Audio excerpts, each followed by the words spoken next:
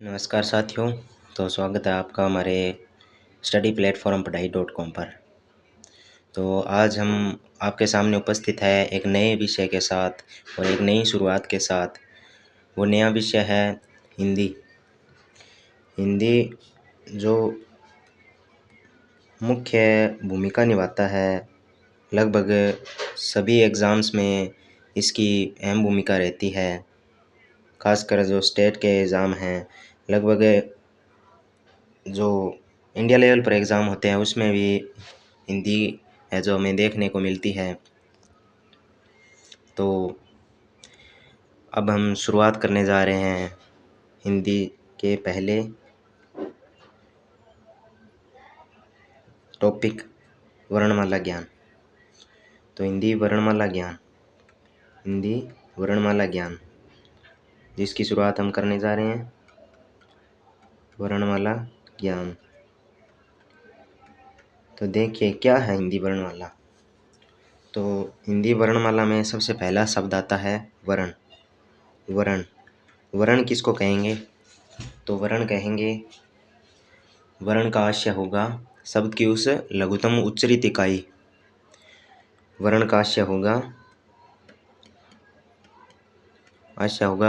शब्द की लघुतम उच्चरित इकाई, यानी जिसका उच्चारण हमारे द्वारा किया जा सके। शब्द की लघुतम उच्चरित इकाई जिसका विभाजन न किया जा सके। शब्द की वो लघुतम उच्चरित इकाई है वर्ण। हम वर्ण पढ़ रहे हैं। पहला शब्द वर्ण है। वर्ण शब्द की लघुतम उच्चरित इकाई है जिसका विभाजन न हो सके। तो विभाजन न हो सके तो उसे हम वर्ण कह सकते हैं। और वर्ण के लिखित रूप या लिपि चिन्हों को अक्षर कह सकते हैं। तो वर्ण के जो लिखित लिपि चिन्ह हैं, वर्ण के लिखित रूप यानी जो लिपि चिन्ह हैं उन्हें अक्षर कह सकते हैं, अक्षर कहते हैं। देखिए अभी तक हमने हिंदी के जो मुख्य दो शब्द हैं उनकी परिभाषा पढ़ ली। सबसे पहला हिंदी वर्णमाला ज्ञान में वर्ण शब्द आता है। तो वर्ण शब्द का आशय हम क्या कह सकते हैं? शब्द की लघुतम उच्चरित इकाई जिसका विभाजन न हो सके। वर्ण के लिखित रूप लिपि चिन्ह को क्या कहते हैं? अक्षर कहते हैं। आगे वर्ण की एक विशेषता और पढ़ते हैं। वर्ण ध्वनि का वो छोटा रूप होता है जिसे और विभाजन नहीं किया जा सके। यानी इसी बात का सार अर्थ, यानी थोड़ा सा विस्तार अर्थ है, थोड़ा सा आसान शब्दों में अगर बात करें, अर्थात वर्ण ध्वनि का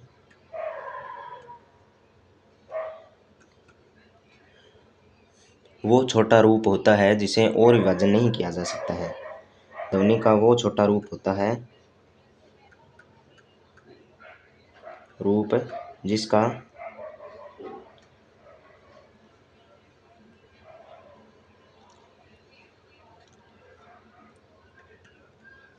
और विभाजन नहीं हो सकता। तो देखिए हमने सबसे पहले हिंदी का पहला टॉपिक शुरू किया। कौन सा? हिंदी का पहला टॉपिक शुरू किया हमने हिंदी वर्णमाला ज्ञान। तो हिंदी वर्णमाला ज्ञान है जो हमारे द्वारा शुरू किया गया,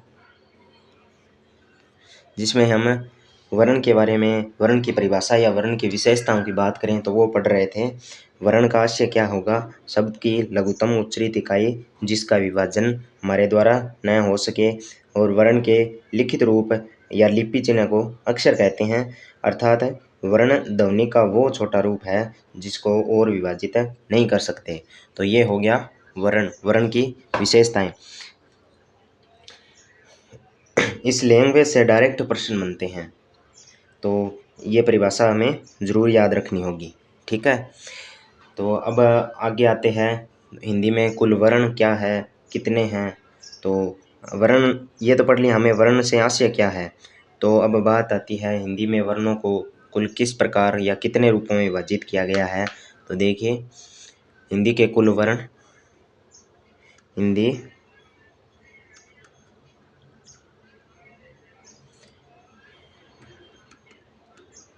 हिंदी के कुल वर्ण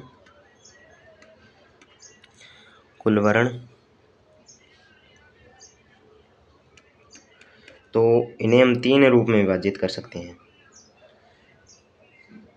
तीन रूप में विभाजित कर सकते हैं। पहला आ गया स्वर, दूसरा रूप व्यंजन,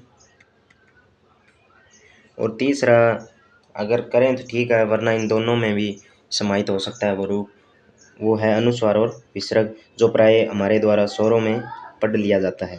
तो अनुस्वार और विसर्ग जिसे हम किस में पढ़ते हैं, जिसे हम स्वर में भी पढ़ लेते हैं, स्वरों में भी अंतिम जो आ जाते हैं। बाकी लगभग इसका अलग रूप अगर पढ़ें तो हमें और आसानी होगी आगे याद रखने में।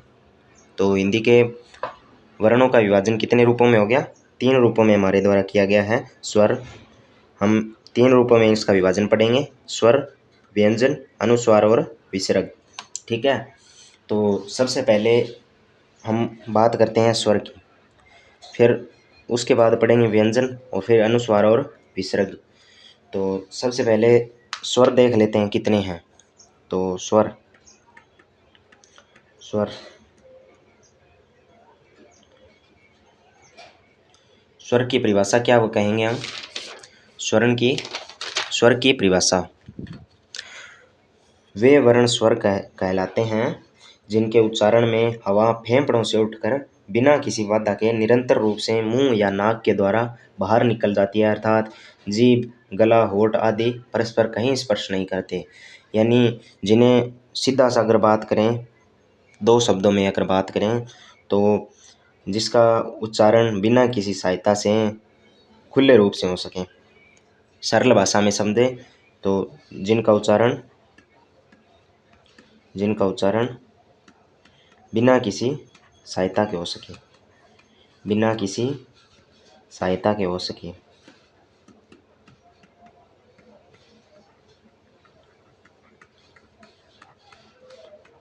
तो उन्हें हम क्या कह देंगे, उन्हें हम स्वर नाम दे सकते हैं।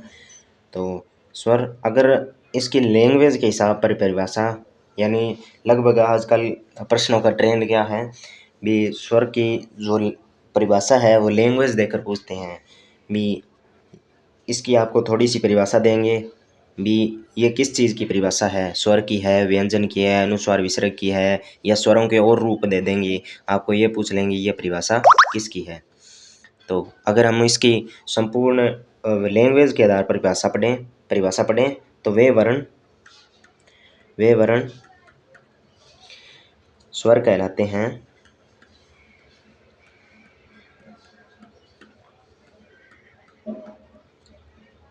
वे वर्ण स्वर कहलाते हैं जिनके उच्चारण में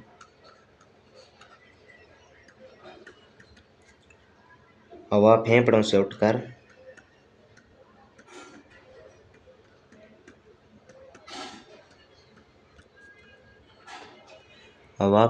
उठकर बिना किसी बाधा के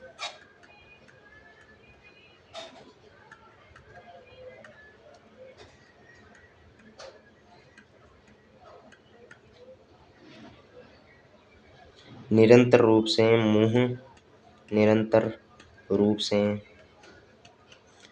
मुंह या नाक के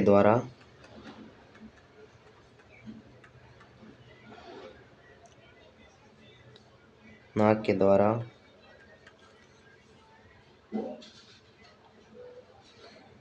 बाहर निकल जाती है,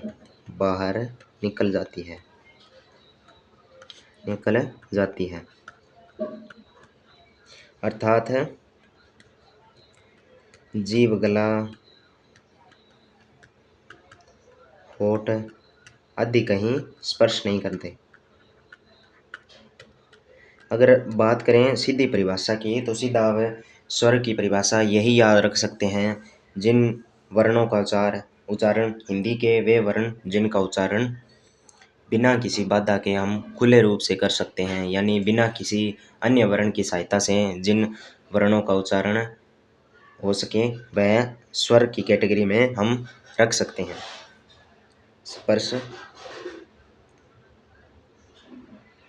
नहीं करते तो ये हो जाएंगे वर्ण। तो एक बार फिर मैं आपको बता दूं, जिनका उच्चारण बिना किसी सहायता के हो सके या कर सकें वह स्वर कहलाते हैं। तो वह उसे क्या कहेंगे? स्वर कहेंगे। अब स्वर होते कितने हैं, दूसरी बात अगर आती है तो वो स्वर हमें परिभाषा पढ़ ली। अब स्वर होते कितने हैं हिंदी में? कुल स्वर। तो कुल स्वरों की बात करें तो हिंदी में 11 स्वर हैं। कितने स्वर हैं? 11 हैं। 11 स्वर हैं। ए, आ, ई, उ,